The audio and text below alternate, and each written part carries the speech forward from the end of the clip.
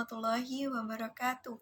Kami dari kelompok 10 kelas PGMIG dengan anggota yang pertama, Desi, saya sendiri, dan rekan saya ada Mbak Ika Noviana dan Mbak Istiqomah. Video ini kami buat untuk memenuhi tugas mata kuliah pembelajaran IPS di SD Alfa MI yang diampu oleh Pak Dimas Bagus Virgiawan, MPD. Nah, teman-teman, di sini kami akan mempresentasikan tentang model pembelajaran Discovery Based Learning, media pembelajaran PowerPoint dan mind mapping pada KD menganalisis perubahan sosial budaya dalam rangka modernisasi bangsa Indonesia di kelas 6. Nah, kira-kira bagaimanakah materinya? Marilah kita simak bersama-sama. Di sini saya akan menjelaskan tentang perubahan sosial budaya dalam modernisasi bangsa Indonesia. Yang pertama yaitu pengertian perubahan sosial budaya.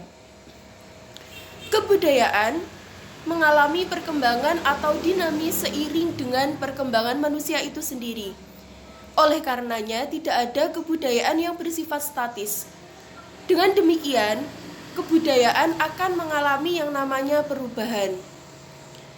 Perubahan budaya terjadi karena suatu bangsa memodifikasi cara hidup dengan mengadopsi atau suatu pengetahuan atau kepercayaan baru, atau karena perubahan dalam pandangan hidup dan konsepsinya tentang realitas. Perubahan sosial budaya adalah sebuah gejala berubahnya struktur sosial dan pola budaya dalam suatu masyarakat. Perubahan sosial budaya merupakan gejala umum yang terjadi sepanjang masa. Dalam setiap perubahan itu terjadi sesuai dengan hakikat dan sifat dasar manusia yang selalu ingin mengadakan perubahan. Perubahan sosial budaya terjadi dalam kehidupan masyarakat, mencakup perubahan budaya yang di dalamnya terdapat perubahan nilai-nilai dan tata cara kehidupan dari tradisional menjadi modern. Selanjutnya tentang penyebab perubahan sosial budaya. Ada beberapa faktor pendorong perubahan sosial budaya, diantaranya yang pertama yaitu timbunan kebudayaan dan penemuan baru. Kebudayaan dalam masyarakat selalu mengalami penimbunan dan penumpukan, yaitu budaya masyarakat semakin beragam dan bertambah.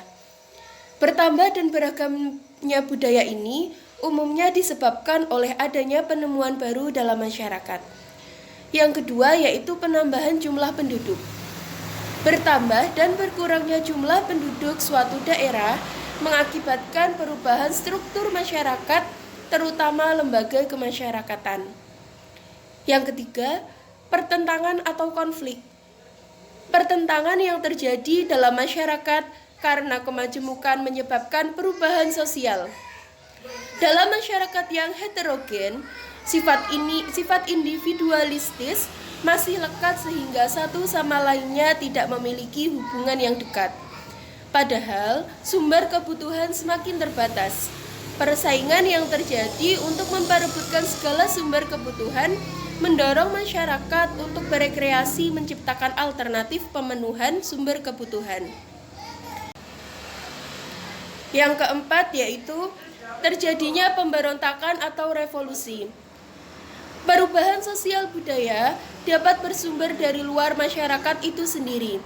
Di antaranya sebab yang berasal dari lingkungan alam fisik di sekitar manusia seperti bencana alam dan peperangan. Yang kelima yaitu sistem terbuka lapisan masyarakat. Masyarakat dengan sistem lapisan yang terbuka cenderung lebih mudah mengalami perubahan daripada dengan sistem lapisan yang tertutup. Masyarakat akan selalu cenderung memberikan kesempatan berkarya bagi manusia-manusia yang potensial. Faktor yang keenam yaitu sifat menghargai hasil karya seseorang dan keinginan untuk maju. Sikap masyarakat yang mau menghargai hasil karya seseorang akan membuat orang lain terdorong untuk melakukan penelitian. Dengan demikian, semua itu akan menghasilkan sebuah karya yang berguna bagi masyarakat. Yang ketujuh, sistem pendidikan formal yang maju. Kualitas pendidikan yang tinggi mampu mengubah pola pikir masyarakat. Masyarakat yang memiliki pendidikan tinggi akan lebih rasional dalam berpikir dan bertindak. Yang kedelapan, yaitu orientasi ke masa depan. Keinginan untuk memperoleh masa depan yang lebih baik akan mendorong perubahan sosial budaya dalam masyarakat. Yang kesembilan, yaitu akulturasi. Akulturasi merupakan pertemuan dua kebudayaan dari bangsa yang berbeda dan saling mempengaruhi. Proses akulturasi berlangsung lama dan terus-menerus. Proses ini berkaitan pada perpaduan kebudayaan sehingga pola budaya semua akan berubah. Dan faktor yang terakhir yaitu asimilasi. Asimilasi adalah perpaduan dua kebudayaan yang berbeda secara berangsur-angsur, berkembang sehingga memunculkan budaya baru. Itu tadi beberapa faktor pendorong terjadinya perubahan sosial budaya. Nah, di sini saya akan menjelaskan tentang modernisasi. Kira-kira apa modernisasi? Modernisasi merupakan suatu proses transformasi dari suatu arah perubahan ke arah yang lebih maju atau meningkat dalam berbagai aspek dalam kehidupan masyarakat. Nah, pada dasarnya modernisasi ini merupakan salah satu bentuk nyata dari adanya perubahan sosial budaya yang terarah dan didasarkan pada suatu perencanaan. Modernisasi ini tidak sekedar menyangkut aspek yang material saja, melainkan juga mencakup aspek yang imaterial seperti pola pikir, kemudian tingkah laku, dan lain sebagainya. Nah, dapat disimpulkan bahwa pengertian dari modernisasi itu merupakan perubahan atau proses perubahan dari cara-cara yang tradisional atau sederhana ke cara-cara yang baru, yang lebih maju lagi, di mana tujuannya yaitu untuk meningkatkan kesejahteraan masyarakat Indonesia. Nah, selanjutnya yaitu tentang ciri-ciri masyarakat modern. Bagaimanakah ciri-ciri masyarakat modern? Masyarakat modern memiliki ciri-ciri sebagai berikut. Yang pertama yaitu masyarakat yang terbuka. Umumnya, masyarakat modern itu memiliki sikap untuk dapat menerima segala hal yang baru dan terbuka untuk perubahan. Masyarakat modern itu umumnya lebih terbuka, lebih mudah menerima pendapat orang lain, kemudian menerima kebudayaan baru dan teknologi yang baru. Kemudian ciri yang kedua yaitu ada heterogen. Kondisi masyarakat yang sudah lebih terbuka dengan segala hal yang baru, itu dapat menyebabkan segala sesuatu menjadi lebih heterogen atau beragam. Mata pencaharian masyarakat ini lebih beragam dan tidak lagi bergantung pada kondisi alam. Ciri yang ketiga yaitu individualistis. Masyarakat modern itu umumnya bersifat individualistis, artinya mereka itu menempatkan segala sesuatu dengan tidak lagi mengutamakan kepentingan kelompok atau golongan. Mereka pada umumnya lebih mendahulukan kepentingan pribadinya daripada kepentingan kelompok atau golongan. Ciri yang keempat dari masyarakat modern yaitu objektif, di mana masyarakat ini dapat mempertimbangkan segala sesuatu yang lebih objektif, membuat keputusan dengan berbagai pertimbangan. Tidak lagi hanya melestarikan nilai-nilai luhur, tetapi mereka juga membuat keputusan dan melaksanakannya berdasarkan perpaduan pertimbangan agama dan kepercayaan, kemudian prestasi dan penghargaan, dan kebutuhan masa kini, serta kebutuhan di masa yang akan datang. Nah, ciri masyarakat modern yang selanjutnya yaitu mobilitas yang tinggi. Perpindahan dan perubahan masyarakat modern itu sangat tinggi. Pikiran yang semakin terbuka, kemudian membuat mereka selalu ingin mencari sesuatu yang lebih baru. Kemudian ciri yang selanjutnya yaitu orientasi masa kini dan masa yang akan datang. Orientasi hidup masyarakat modern adalah masa kini dan masa yang akan datang. Nilai-nilai itu tidak lagi diwariskan, tetapi mereka berpegang pada nilai-nilai baru yang lebih kekinian. Mereka lebih menerima nilai-nilai yang mengajarkan bagaimana kehidupan di masa kini dan mempersiapkan kehidupan di masa yang akan datang. Kemudian ciri yang terakhir dari masyarakat modern yaitu mengalami perkembangan. Masyarakat modern itu umumnya cenderung memperluas jangkauannya, terutama ruang. Nah, hal inilah yang disebut dengan proses globalisasi. Nah, sekarang sudah paham kan teman-teman tentang ciri masyarakat modern? Selanjutnya kita akan membahas tentang dampak modernisasi terhadap perubahan sosial budaya. Perubahan yang terjadi pada sosial budaya itu disebabkan karena perkembangan zaman yang terjadi sekarang ini. Revolusi ini dapat merubah kultur serta sosial yang sejak dulu ada. Dampak modernisasi terhadap perubahan sosial budaya ini memiliki dampak positif dan juga memiliki dampak negatif. Lalu bagaimanakah dampak positifnya? Nah, dampak positif modernisasi terhadap perubahan sosial budaya itu ada dua. Yang pertama yaitu perubahan tata nilai dan sikap. Contohnya, memiliki alam pikiran yang terbuka terhadap pengalaman baru, kemudian berorientasi ke masa depan, melakukan perencanaan ketika akan melakukan suatu hal, kemudian percaya terhadap ilmu pengetahuan, menghargai orang lain karena prestasinya, dan masih banyak lagi. Kemudian dampak positif modernisasi yang kedua yaitu ada berkembangnya pengetahuan dan teknologi. Saat ini teknologi sudah sangat berkembang.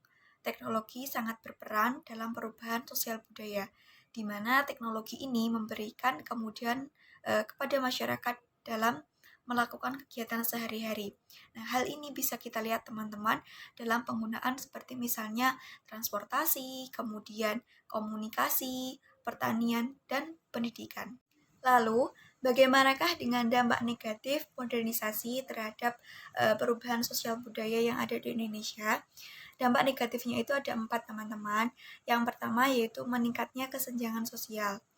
Kesenjangan sosial itu merupakan suatu kondisi dalam masyarakat di mana terjadi ketidakseimbangan sosial yang menjadikan suatu perbedaan yang sangat mencolok. Biasanya faktor penyebabnya yaitu dengan adanya kemiskinan dan kurangnya lapangan pekerjaan. Meningkatnya jumlah penduduk yang ada di dalam masyarakat yang tidak dibarengi dengan tersedianya lapangan pekerjaan yang memadai, maka hal ini mengakibatkan jumlah pengangguran yang sangat banyak. Karena kurangnya lapangan pekerjaan ini sehingga akan mengakibatkan ketidakseimbangan yang ada di dalam masyarakat. Nah, kemudian dampak negatif yang kedua yaitu ada westernisasi. Westernisasi itu merupakan suatu perlakuan seseorang yang sudah mulai kehilangan moral serta nasionalisnya yang meniru atau kebanyakan itu melakukan aktivitas seperti orang barat. Contohnya seperti meniru gaya rambut orang barat, kemudian menggunakan pakaian yang sudah tidak sesuai dengan budaya suatu daerah, dan yang sering terjadi itu menggunakan bahasa asing dalam kehidupan sehari-hari. Nah, itu merupakan contoh westernisasi. Westernisasi yang merupakan dampak negatif dari perubahan sosial budaya yang ada di Indonesia. Kemudian dampak yang ketiga yaitu pencemaran lingkungan. Pencemaran lingkungan itu merupakan suatu perbuatan yang dapat merugikan orang lain serta dapat merusak lingkungan yang awalnya bersih menjadi kotor. Contohnya seperti pabrik-pabrik industri yang dapat merusak udara, yang hal ini dapat berakibat fatal bagi kehidupan makhluk hidup. Kemudian dampak negatif yang terakhir dari modernisasi yaitu kenakalan remaja. Kenakalan remaja adalah suatu bentuk pengabaian sosial yang dapat menyebabkan terbentuknya perilaku menyimpang. Biasanya kenakalan remaja ini disebabkan karena sering melihat perilaku atau meniru perilaku orang-orang barat yang negatif. Biasanya kenakalan remaja ini bisa berasal dari penggunaan media sosial yang kurang bijak. Nah, selanjutnya saya akan menyampaikan tentang model pembelajaran discovery based learning. Model pembelajaran discovery based learning ini merupakan suatu proses pembelajaran yang penyampaian materinya itu disajikan secara tidak lengkap dan menuntut siswa untuk aktif dalam proses pembelajaran melalui menemukan dan menyelidiki sendiri suatu konsep atau prinsip yang belum diketahuinya. Nah, Dengan menerapkan model pembelajaran discovery based learning dalam KD, menganalisis perubahan budaya dalam rangka modernisasi bangsa Indonesia, maka peserta didik akan belajar aktif untuk menemukan, kemudian menyelidiki sendiri tentang perubahan sosial budaya dalam rangka modernisasi bangsa Indonesia. Sehingga pengetahuan yang mereka peroleh ini nanti akan bertahan lama dalam ingatan mereka. Mereka juga akan belajar berpikir kritis dengan mencari tahu tentang perubahan apa saja yang ada di Indonesia tentang sosial budayanya. Nah, dalam model pembelajaran discovery based learning ini ada beberapa langkah yang perlu kita ketahui. Yang pertama yaitu memberikan stimulus, kemudian yang kedua mengidentifikasi masalah, yang ketiga mengumpulkan data, yang keempat mengolah data, yang kelima memverifikasi, dan yang terakhir yaitu menarik kesimpulan. Model pembelajaran discovery based learning ini sangat tepat digunakan dalam pembelajaran IPS, terutama pada KD menganalisis perubahan sosial budaya dalam rangka modernisasi bangsa Indonesia. Karena selain meningkatkan aktivitas guru dalam kelas, juga sangat menambah atau meningkatkan aktivitas siswa dalam proses pembelajaran. Karena siswa sangat dituntut aktif untuk mencari, kemudian menemukan sendiri informasi mengenai pembelajarannya. Nah, selain itu, untuk meningkatkan kualitas pembelajaran, guru juga dapat menerapkan model ini. Karena model pembelajaran ini dapat meningkatkan hasil belajar siswa. Hal ini dapat dilakukan dengan cara membimbing siswa pada saat mencari, kemudian menemukan permasalahan yang mereka hadapi, serta dapat memotivasi siswa pada saat pembelajaran. Ketika seorang guru menerapkan model pembelajaran discovery based learning ini, hendaknya memulai dengan kegiatan yang sederhana bagi siswa, agar siswa tersebut dapat terbiasa untuk melakukan kegiatan mencari, kemudian menemukan sumber informasi, serta menganalisis informasi yang didapat, sehingga proses pembelajaran nanti akan berjalan dengan baik. Selanjutnya adalah media pembelajaran PowerPoint dan mind mapping. Media pembelajaran merupakan alat atau sarana yang digunakan sebagai perantara komunikasi dalam kegiatan pembelajaran. Dalam mata pelajaran IPS di SD atau MI, pada kompetensi dasar menganalisis perubahan sosial budaya dalam rangka modernisasi bangsa Indonesia, media pembelajaran yang digunakan yaitu PowerPoint dan mind mapping. Dengan adanya media pembelajaran ini, maka proses pembelajaran dapat berjalan secara optimal. Yang pertama yaitu media pembelajaran PowerPoint. Media pembelajaran PowerPoint merupakan media pembelajaran yang dapat digunakan oleh pendidik untuk menyampaikan materi atau bahan ajar kepada peserta didik. Beberapa hal yang menjadikan media pembelajaran ini menarik yaitu dengan adanya berbagai kemampuan untuk mengolah teks, warna, dan gambar, serta animasi-animasi yang dapat dikelola sesuai dengan kreativitas. Dengan media pembelajaran PowerPoint, maka siswa akan lebih tertarik dan perhatiannya terfokus pada pembelajaran sehingga akan berimbas dengan hasil belajar yang efektif. Yang kedua yaitu media pembelajaran mind mapping. Mind mapping adalah proses memetakan pikiran untuk menghubungkan konsep-konsep, ide, tugas, atau permasalahan tertentu, membentuk korelasi konsep menuju suatu pemahaman. Mind mapping dapat mengembangkan kegiatan berpikir ke segala arah, menangkap berbagai pikiran dari berbagai sudut. Mind mapping juga memberikan banyak manfaat bagi siswa dalam belajar maupun berpikir. Oleh karena itu, dengan adanya media pembelajaran mind mapping diharapkan dapat menyebabkan proses belajar pada kompetensi dasar menganalisis perubahan sosial budaya dalam rangka modernisasi bangsa Indonesia menjadi menyenangkan dan mendorong siswa untuk mandiri dalam belajar dan sukses dalam proses belajarnya. Baiklah, sekian presentasi dari kelompok kami. Apabila ada kesalahan, kami mohon maaf yang sebesar-besarnya. Semoga apa yang kami sampaikan dalam video ini bermanfaat untuk kalian semua. Sekian dari kami. Wassalamualaikum warahmatullahi wabarakatuh.